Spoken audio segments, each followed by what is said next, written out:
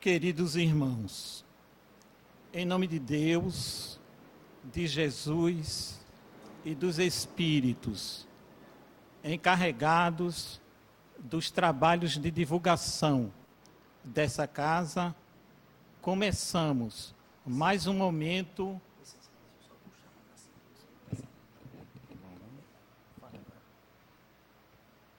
Queridos irmãos, melhorou? Queridos irmãos, em nome de Deus, de Jesus e dos Espíritos, encarregados da área desta casa, começamos mais um momento de divulgação do Espiritismo.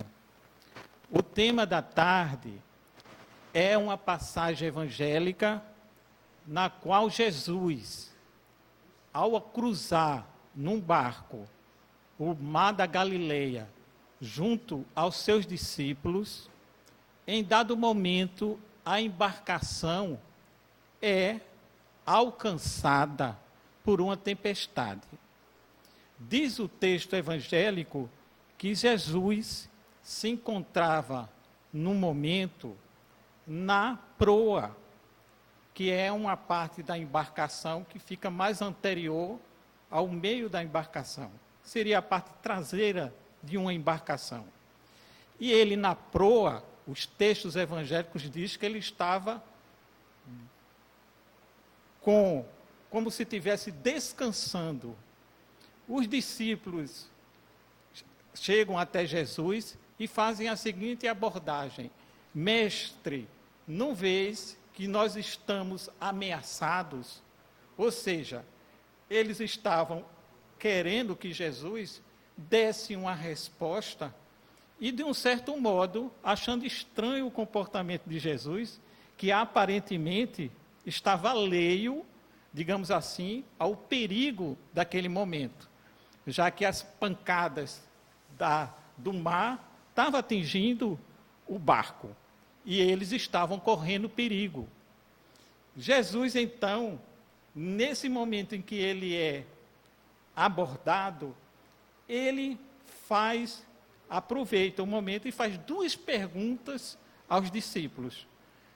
A primeira delas: por que tens medo? Foi a primeira pergunta de Jesus. E a segunda, também baseada na primeira, ele faz uma relação. E por que a falta da fé?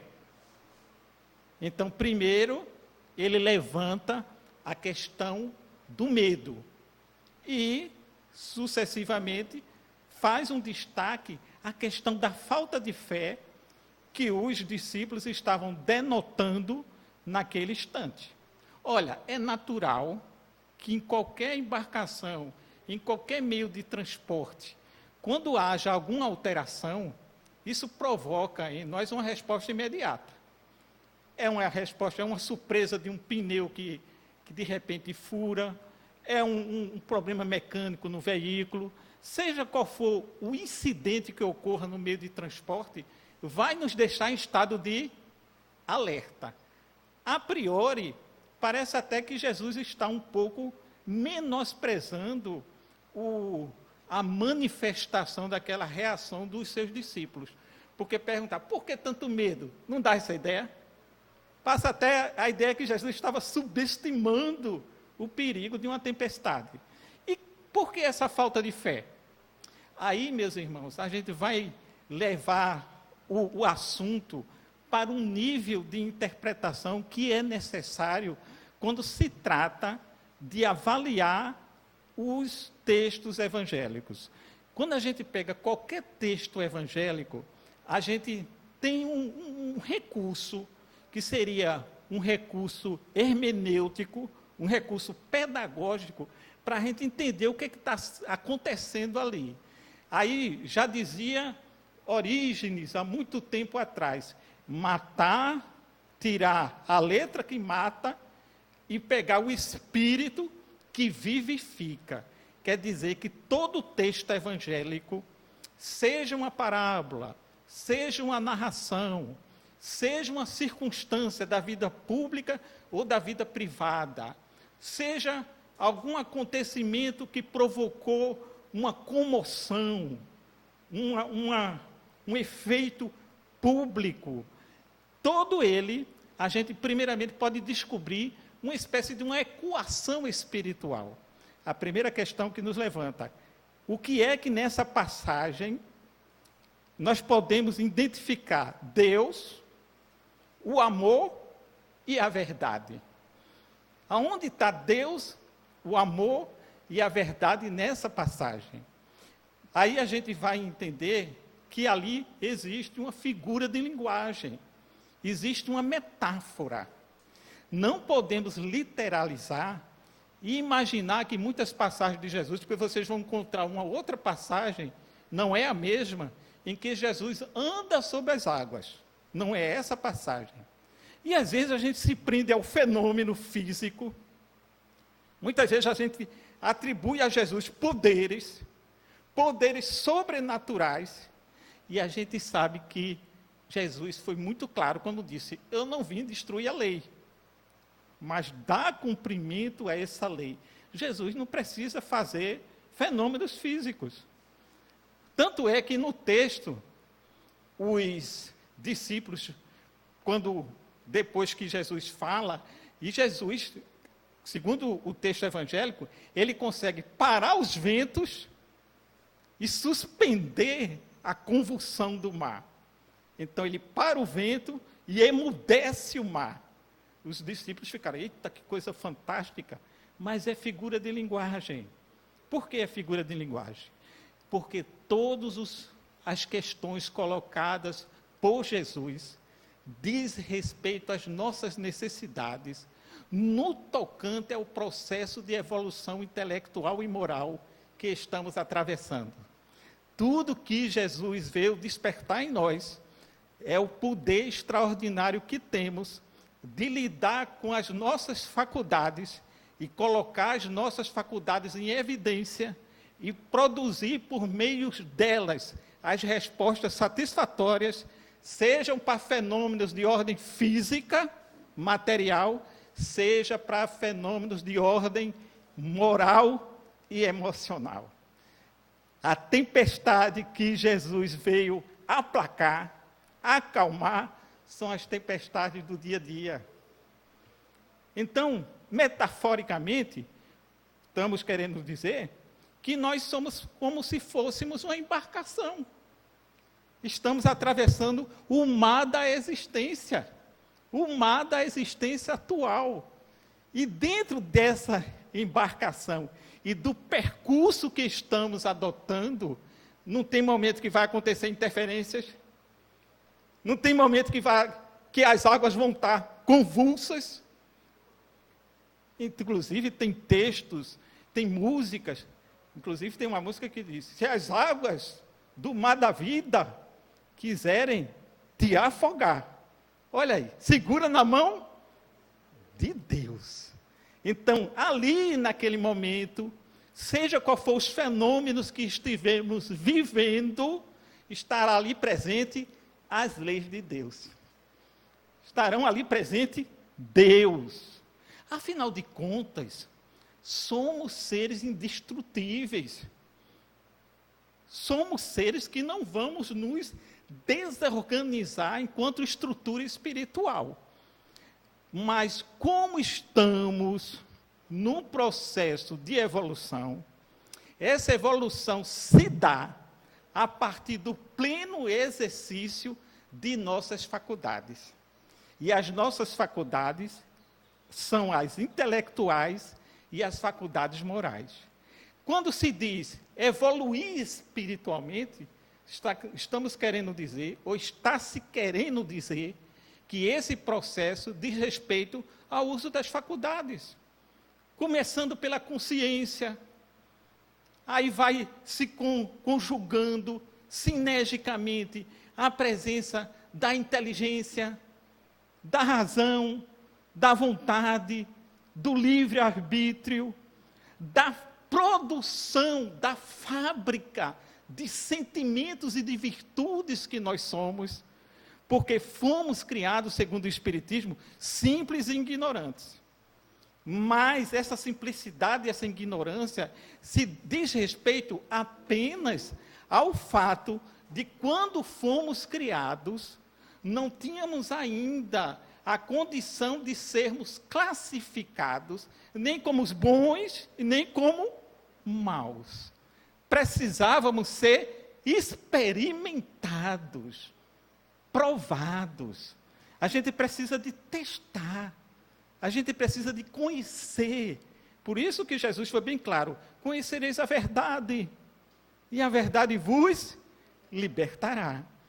Quando Jesus faz alusão ao medo naquele instante, é como se estivesse querendo dizer para você: como é que anda a tua vida? Como estás reagindo aos acontecimentos da tua vida?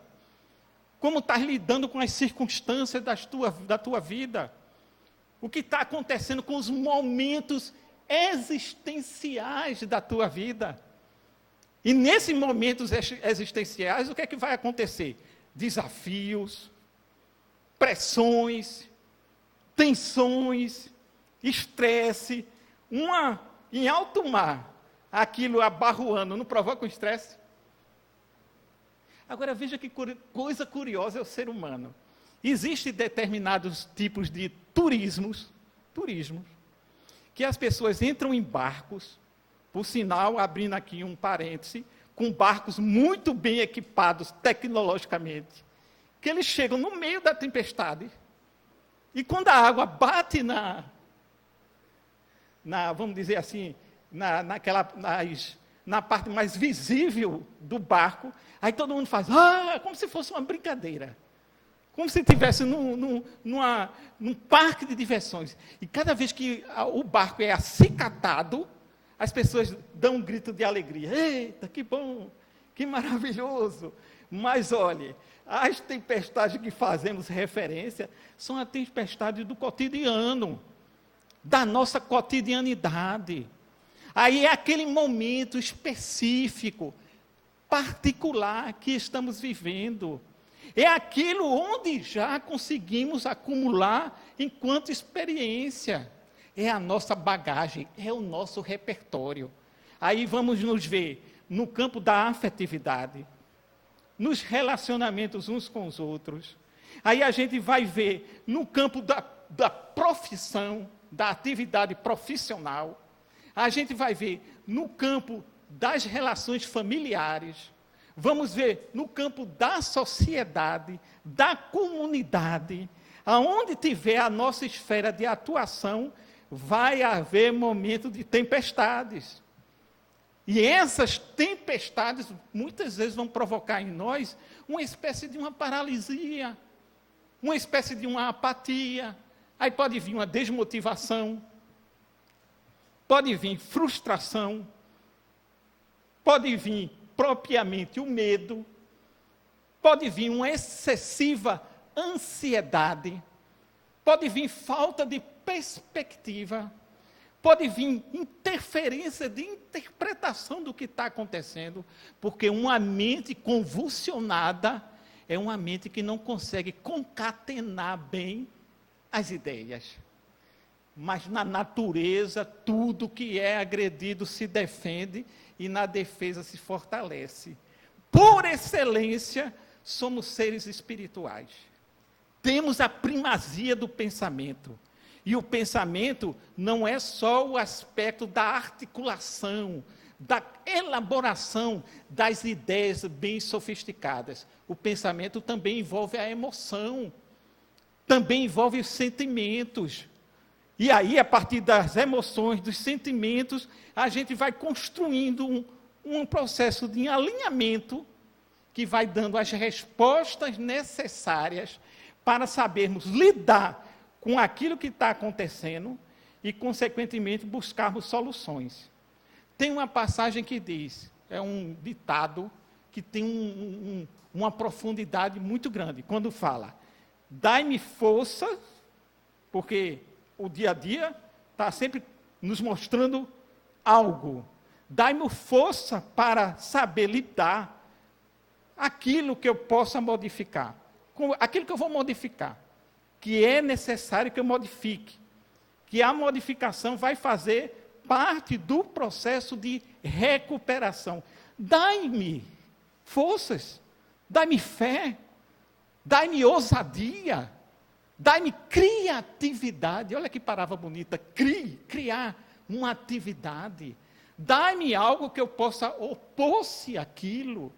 Dai-me o privilégio de acionar esse mecanismo preventivo, corretivo e natural que está dentro de nós.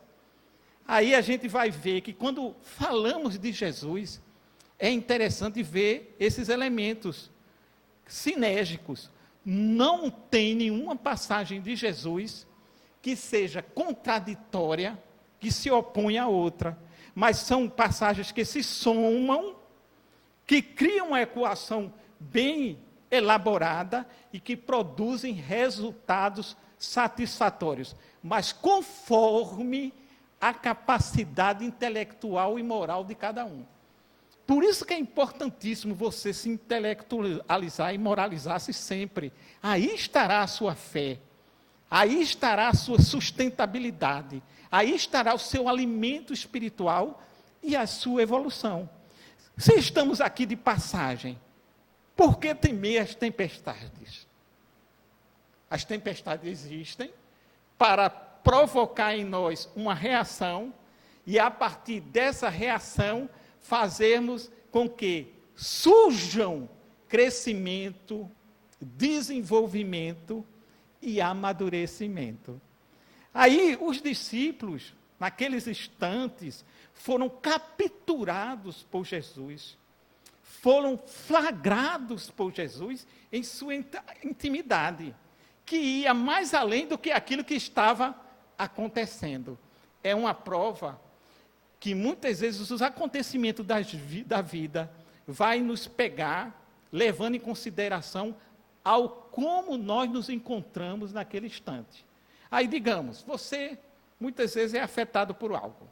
Aí vamos tirar um pouco e vamos estender esse sentido de tempestade, para buscar a questão da calma. Vamos fazer uma distribuição. Questão financeira. Questão financeira mexe com o nosso equilíbrio, provoca ansiedade,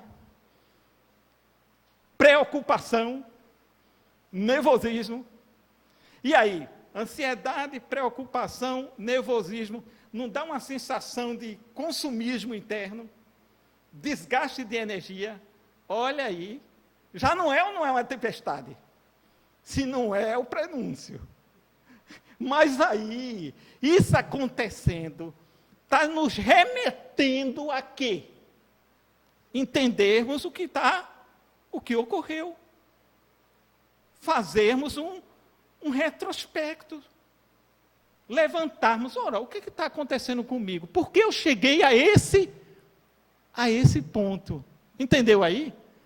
Não existe nenhum mecanismo das leis de Deus que faça com que você fique sempre sob o estado de pressão permanente.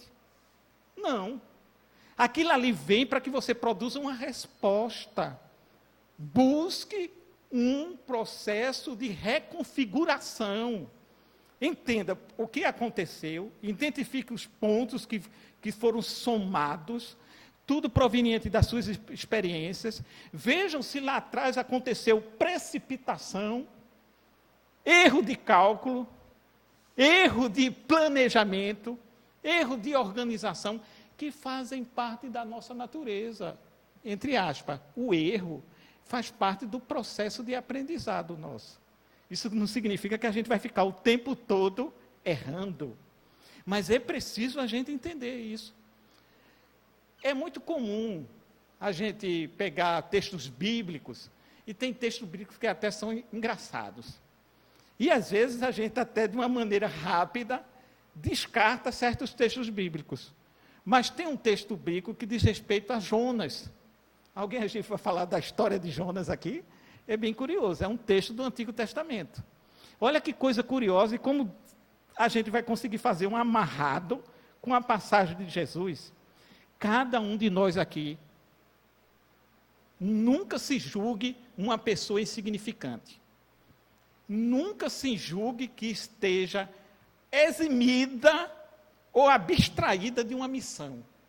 Aonde você estiver, seja o que você esteja fazendo, faça com zelo, faça com destreza, faça com classe, faça com distinção, faça com excelência e não fique se comparando.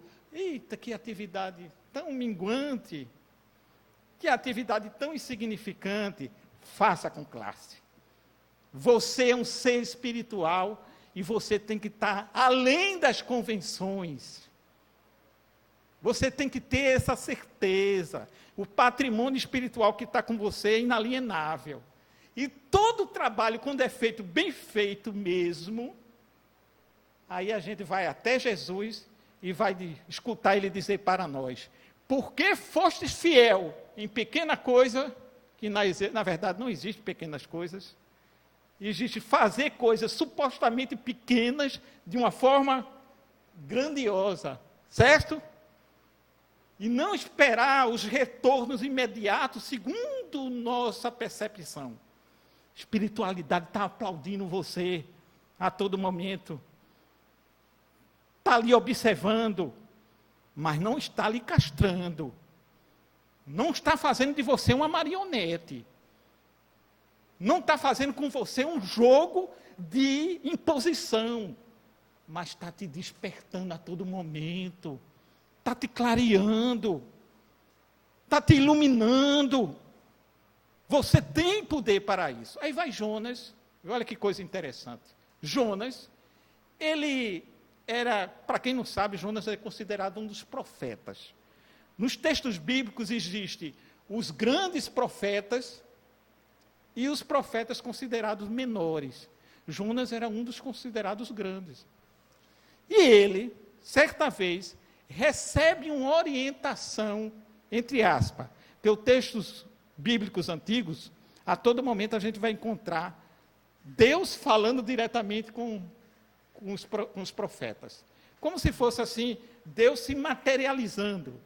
E Deus aparece até Jonas e delega a Jonas uma missão. Você também recebeu uma missão quando veio para aqui. Você trouxe um script.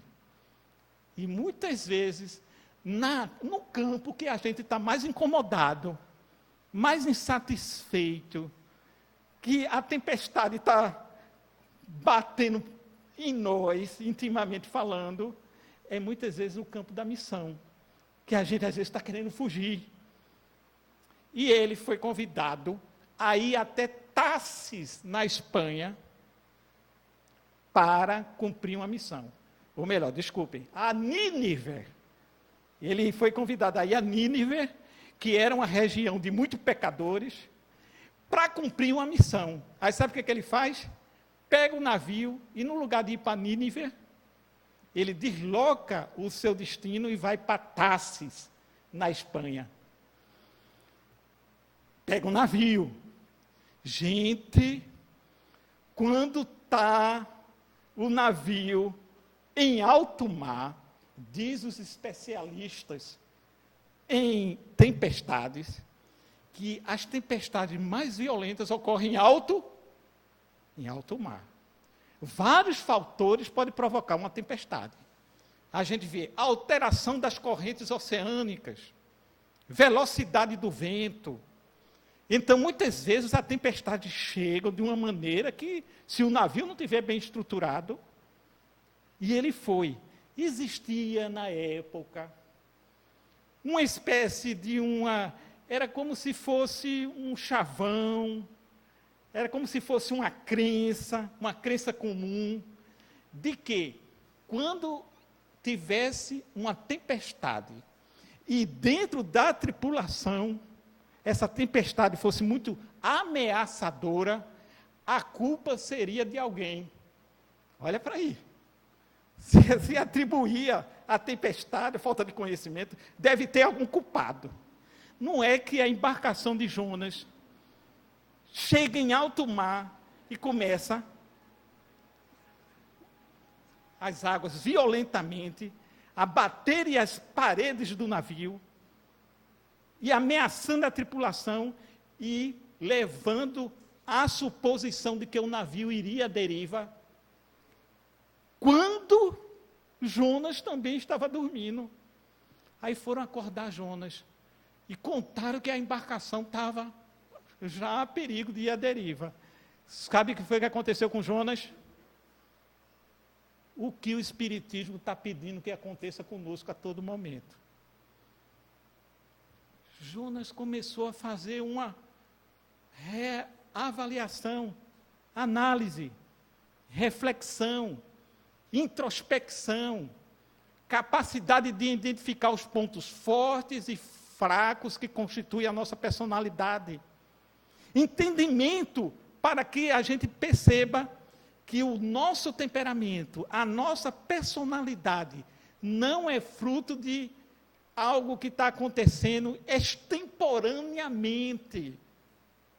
O nosso processo interior de transformação não é algo que possa ser creditado ou colocado a serviço de outra pessoa, no sentido de ela ter que fazer por nós. Não podemos terceirizar o nosso mundo interior.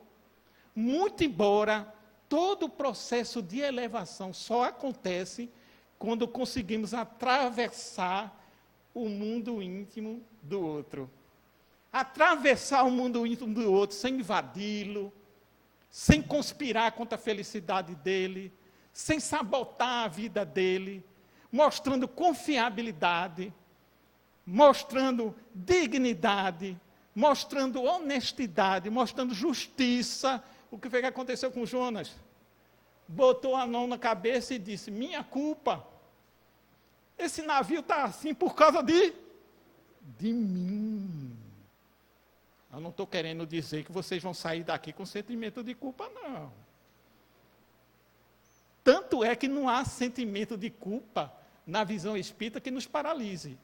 Mas tem que ter um mecanismo. Vê bem, você está bebendo.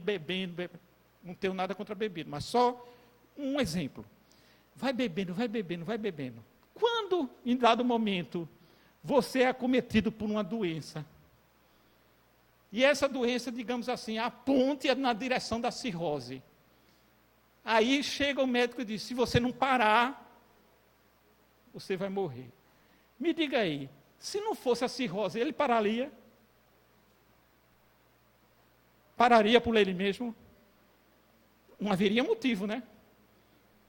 Mas vamos culpar a doença? Não. Aí ele bota a mão na cabeça e diz: meu Deus, descumpri a vontade de Deus. Me opus à sua vontade. Fugi dos meus compromissos. Fugi das minhas responsabilidades. Titubeei, hesitei. E tudo isso gerou nele um sentimento que ele tinha que se jogar no mar. Minha gente, diz o texto evangélico que quando ele pula, só pode ser coisa da Bíblia mesmo, maravilhosamente. Sabe o que aconteceu com o navio? Se equilibrou na hora. Será que era ele? Se equilibrou na hora, a nau. Aí diz os textos que ele, dentro do mar, parece uma baleia. Aí todo mundo acha graça. Apareceu uma baleia. Que coisa absurda, uma baleia. E ele entra na boca da baleia. Mas aí esquecemos um detalhe. Vão a esse texto que é maravilhoso. Quando ele está na boca da baleia, foi por inteiro, abocanhado por inteiro, ele dentro da baleia, porque a dimensão de uma boca da baleia, e ele lá dentro, sabe o que ele faz? Ele mergulha no seu interior, ele faz uma oração a Deus, ele faz uma entrega incondicional a Deus. Aí eu pergunto a você, alguma coisa está te constrangendo hoje? Mesmo que você esteja vivendo, veio para cá, conversa com um, conversa com alguém, fala, mas tem alguma coisa mexendo no teu íntimo? te incomodando, te catucando, tirando um pouco da tua paz, te constrangendo. Se tiver acontecendo, fale com Deus, interiorize, intelectualize, articule as palavras, junte as palavras. As palavras não só são importantes quando nos comunicamos uns com os outros, não. As palavras também são importantes como formatando o nosso pensamento subjetivo.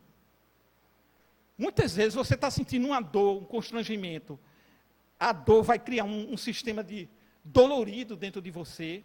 As energias vão criar uma espécie de sobrecarga sobre você.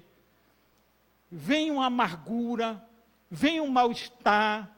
Mas quando a gente começa a usar as palavras com sinceridade, com franqueza, se desnudando completamente para Deus, vêm as respostas, minha gente. Chegam as respostas. E essas respostas nos chegam como? Intuição, inspiração. Aí vem alguma coisa dizendo, não te apavore, não te desespere. Tudo pode recomeçar. Dá o primeiro passo. Ninguém veio para sofrer. Aí Jonas ora, quando ele ora, com tanto fervor, ele é expurgado, jogado para fora da boca da baleia. E aí consegue se livrar, ele é resgatado. Isso é a vida de Jonas. Isso acontece conosco também. Muitas vezes chegamos assim na beira do precipício. A gente pensa que a situação está irreversível e que não existe saída. Existe sim. Mesmo porque ninguém veio para passar a vida toda sofrendo. Agora a gente tem que entender que a nossa vida aqui tem um prazo de validade. O nosso tempo aqui tem um prazo de validade.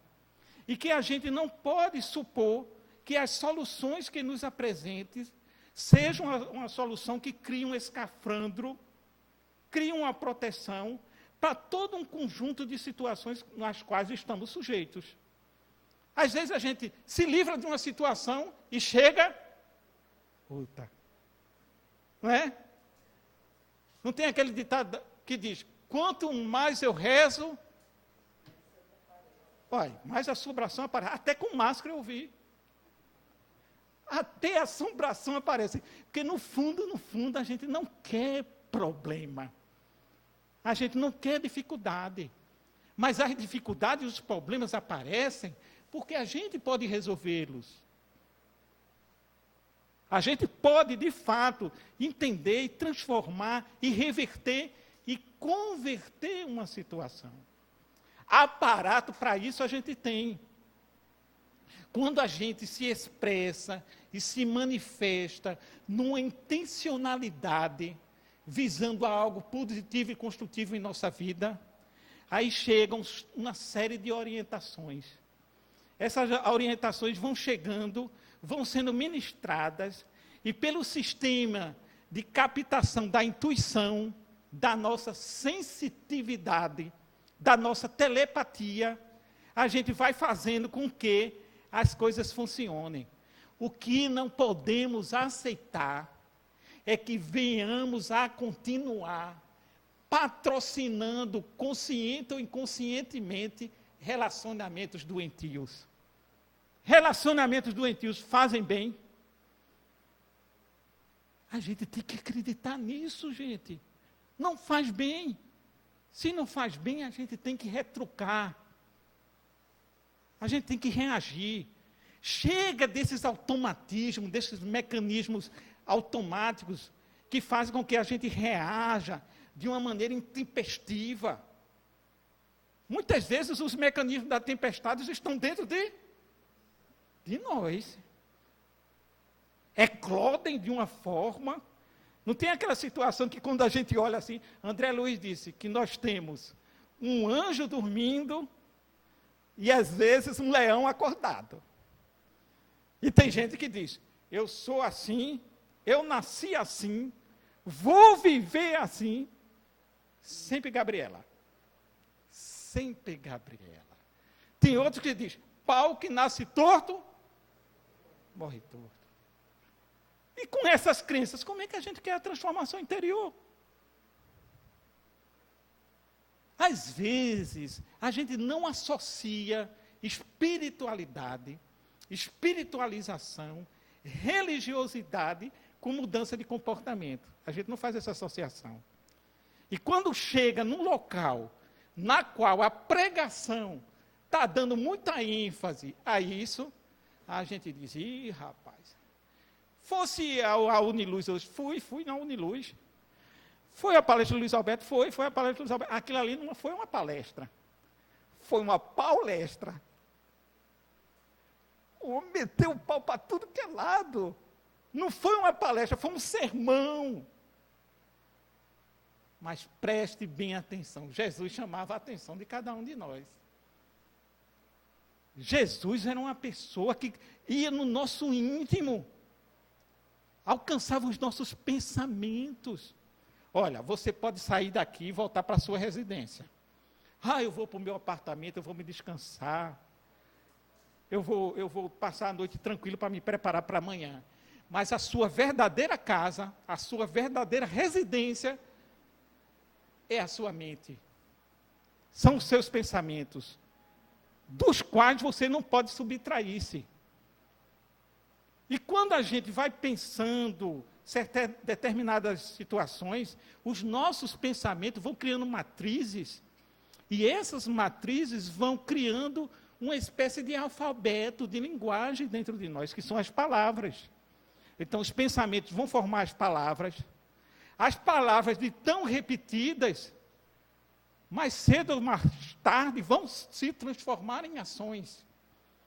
E as ações, aquilo que fazemos, é o nosso caráter. E o nosso caráter nunca está definitivamente acabado. A gente tem que estar sempre se refazendo. Não ter vergonha de pedir perdão. Não protelar a oferta do perdão. E se perdoar. E tirar de nós essa sobrecarga do remorso. O que foi que fez Jonas? Depois que ele se livrou, ele foi e cumpriu a sua missão. Às vezes a gente quer aqui na Terra resultados imediatos. E nos comportamos como se não fôssemos nunca sair daqui pelo fenômeno da desencarnação. E o que mais importante não é o tempo que a gente passa aqui na Terra. Cora Coralina, poetisa de Goiás, me parece que de Goiânia, certa vez ela escreveu, a vida não tem sentido se não tocamos o coração das pessoas. Mas não precisa você tocar o coração da pessoa que está longe de você. Toque o coração do seu pai. Toque o coração da sua mãe. Toque o coração da sua esposa. Renove o seu sistema de entrega. Se ofereça de uma forma cada vez melhor. Acabe com essa ideia desses bitolamentos, desses enquadramentos de ordem material e social apenas. Coloque o espiritual na salvaguarda, da forma subjacente, que você vai ver o seu lado social, o seu trabalho, tudo que você fazer, se fazer acontecer da melhor forma possível. Ame incondicionalmente. Não se ofereça às outras pessoas esperando retribuição.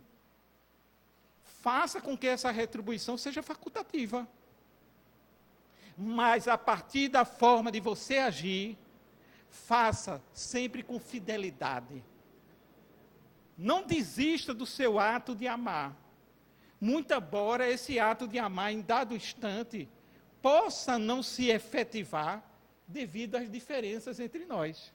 Não é verdade? Muitas vezes a gente está com uma das melhores intenções para alguém, e esse alguém está nos vendo de uma outra maneira.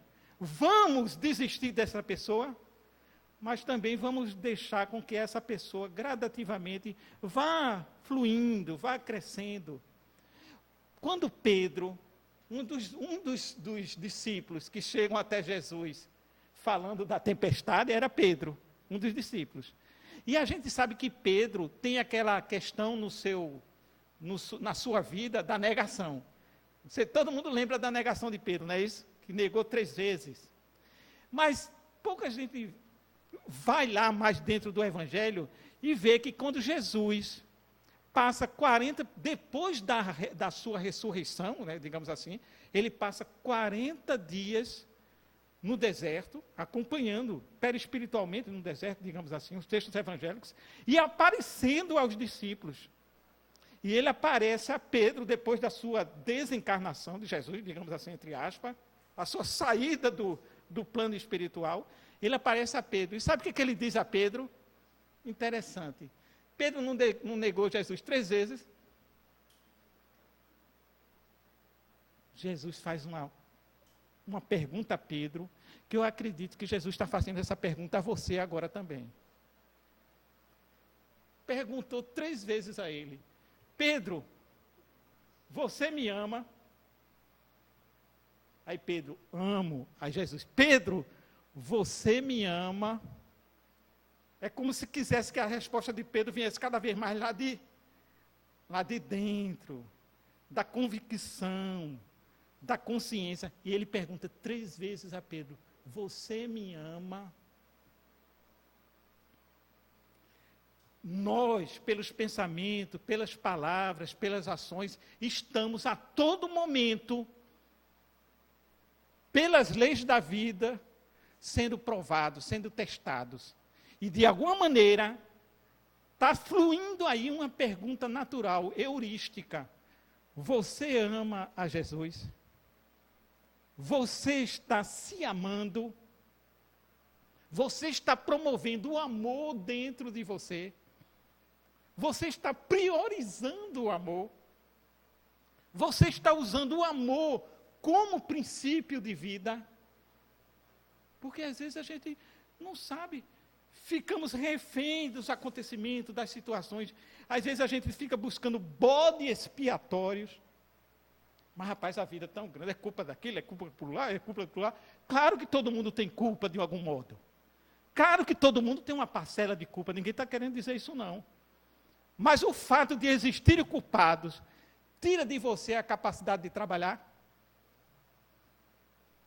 de mudar, mas cada um no seu ritmo, cada um no seu momento, para relaxar, para ninguém sair daqui com sentimento de culpa.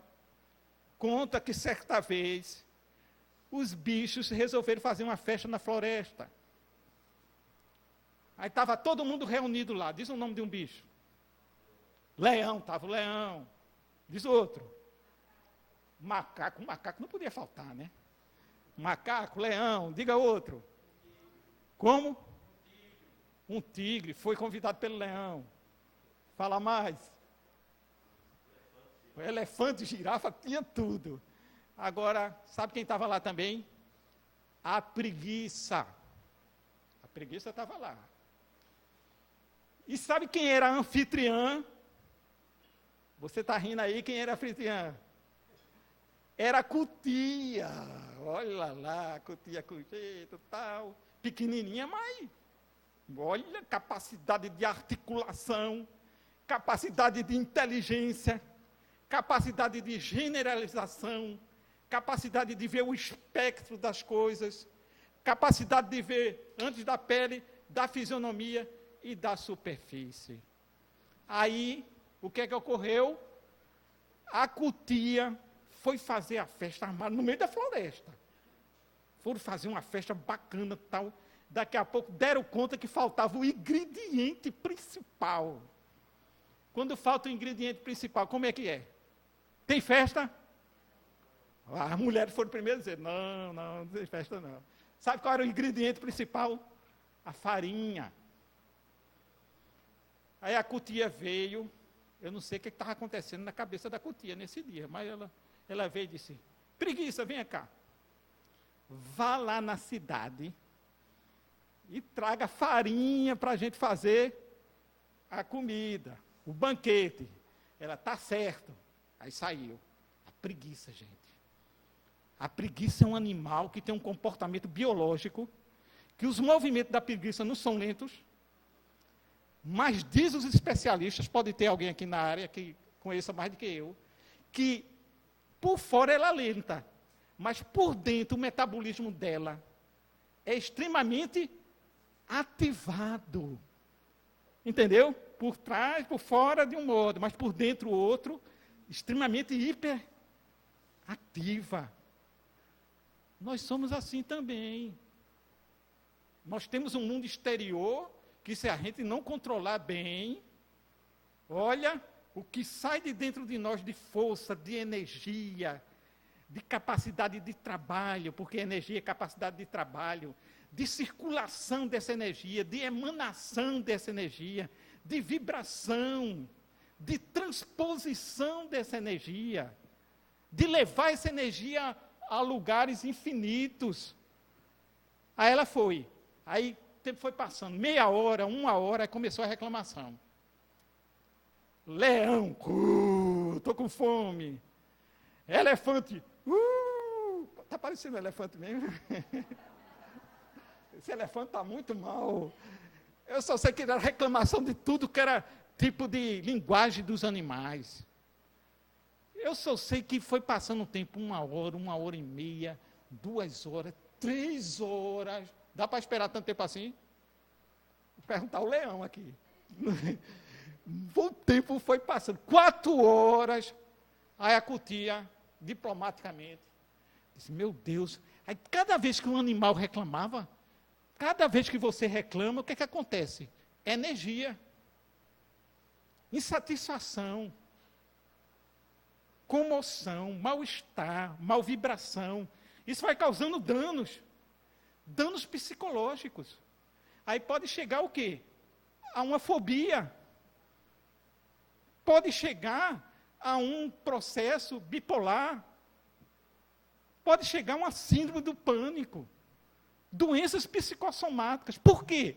Porque as energias se descontrolaram. Não é porque você é pequeno, não. Não é porque você é pequena, não.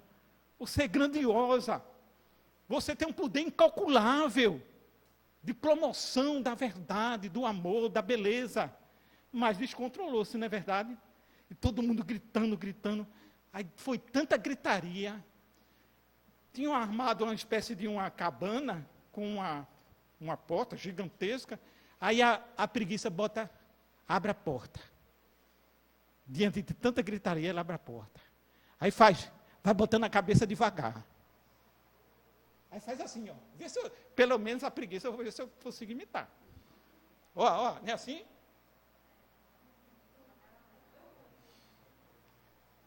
Aí a preguiça disse, se continuarem falando mal de mim, eu não vou à cidade buscar a farinha. Não precisamos ficar falando mal um do outro, exigindo um do outro uma postura que às vezes ele não está querendo fazer, não está ao alcance dele fazer, e não adianta fazer de uma maneira precipitada. Ame. Não sonegue o seu concurso. Não despreze a ninguém. Ame. Esse amor seu pode ser transmutado de diversas formas. O amor se expressa sinergicamente pelas virtudes, pelos sentimentos. Uma pessoa, pela honestidade, está expressando seu amor. Uma pessoa, pela justiça, está expressando seu amor. Uma pessoa, pela fé, está expressando seu amor.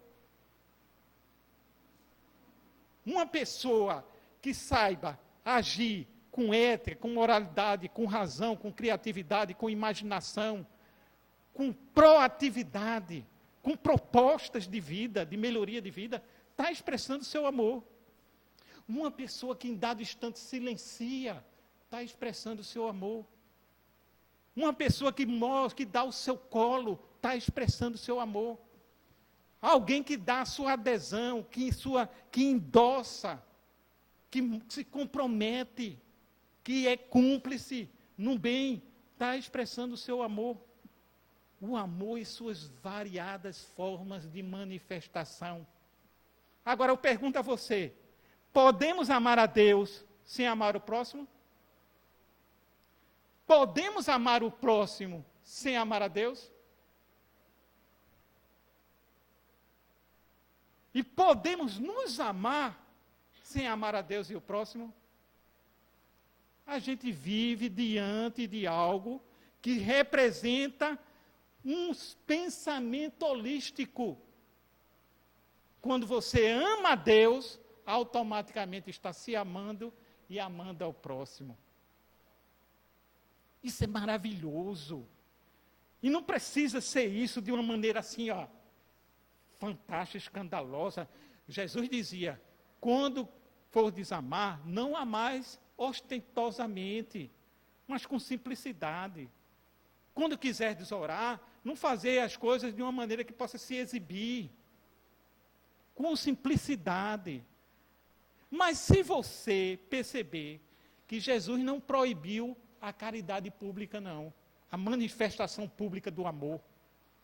Você pode, diante do que está acontecendo na vida, certo momento, mostrar a sua interferência, a sua participação, sem omissão, sem indiferença, sem impiedade,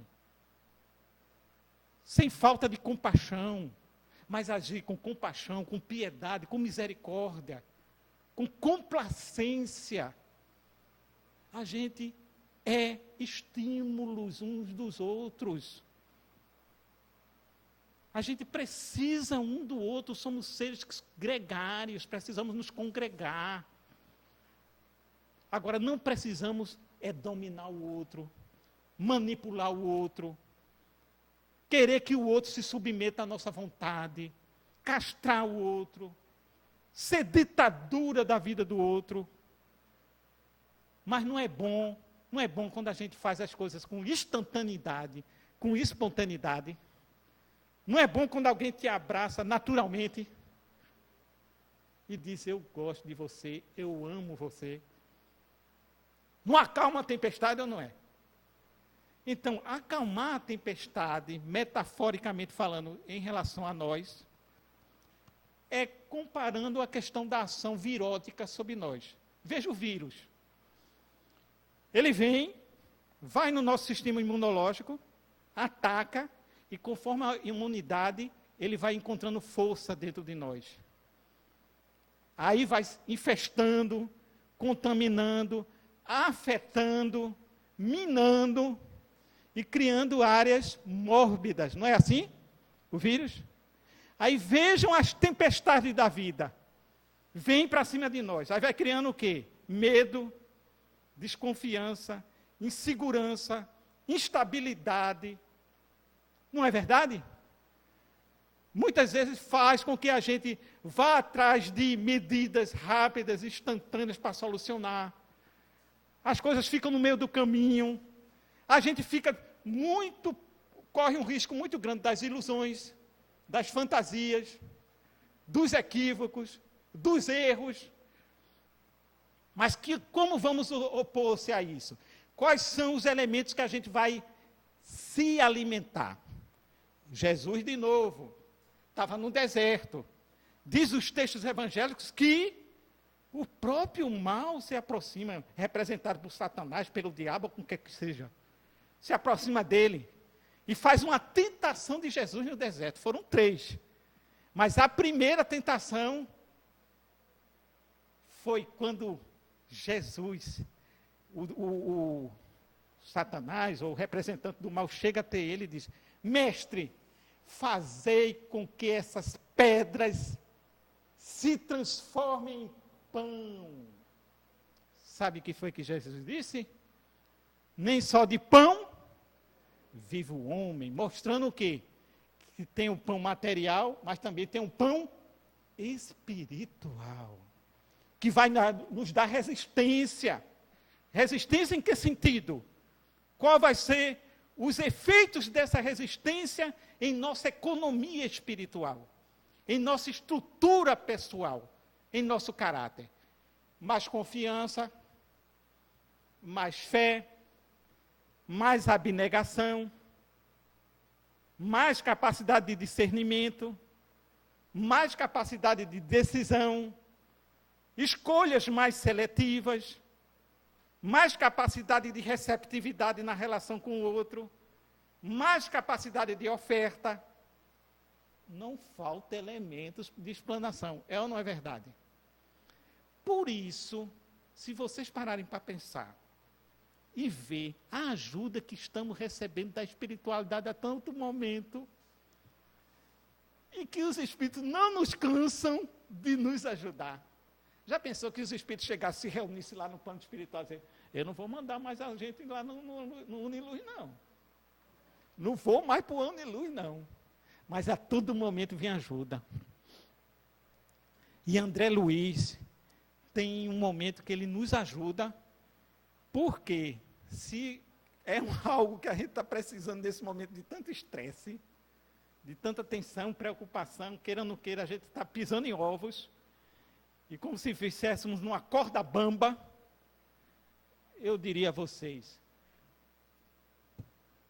se você está no ponto de estourar mentalmente, silencia alguns instantes para pensar. Se o motivo é moléstia no próprio corpo, a intranquilidade traz o pior. Se a razão é enfermidade em pessoa querida, o seu desajuste é fator agravante. Se você sofreu prejuízos materiais, a reclamação fará mais larga distância e será bomba atrasada. Se deixou alguma oportunidade valiosa para trás, inquietação, desperdício de tempo. Se contrariedades aparecerem, o ato de esbravejar afastará de você o concurso espontâneo. Se você praticou um erro, o desespero é porta aberta a faltas maiores. Se você não alcançou o que desejava, a impaciência fará mais larga distância entre você e o objetivo a alcançar. Seja qual for a dificuldade, conserve a calma, trabalhando, porque em todo serviço, a serenidade é o teto da alma, pedindo solução. Vejam que a mensagem da espiritualidade mostra para nós que acalmar a tempestade significa o quê? Requisitar a nossa capacidade de trabalho. Não é fantástico isso? Chegar a uma casa espírita e ser amorosamente convidado a usar o potencial interior de transformação, na minimização, e nos meios e nos recursos para a organização, planejamento de soluções, não é maravilhoso? Não é ser tocado em nossa intimidade? Não é mostrar que nós somos maiores do que as dores, os sofrimentos, as doenças e os problemas? Quando saírem daqui, eu vou pedir a vocês, geralmente quando a gente faz um vídeo, aí o pessoal vai, bote uma imagem do vídeo. Por favor, não lembre da preguiça. Não lembre da minha imagem. Esqueçam até o meu nome. Mas quando saírem daqui, lembrem que a todo instante, do início até o fim, nós ressaltamos, enfatizamos a necessidade de reflexão, de análise, de compreensão, de se auto-entender e de compreender o outro. Um abraço e que Deus nos ajude. Vamos orar. Agradecemos a Deus pela oportunidade que tivemos de refletir sobre as coisas espirituais, procurando torná-las cada vez mais naturais e espontâneas. E que possamos sair daqui com a certeza que quando queremos fazer o bem, nunca estaremos sozinhos. Muita paz e que Deus nos abençoe.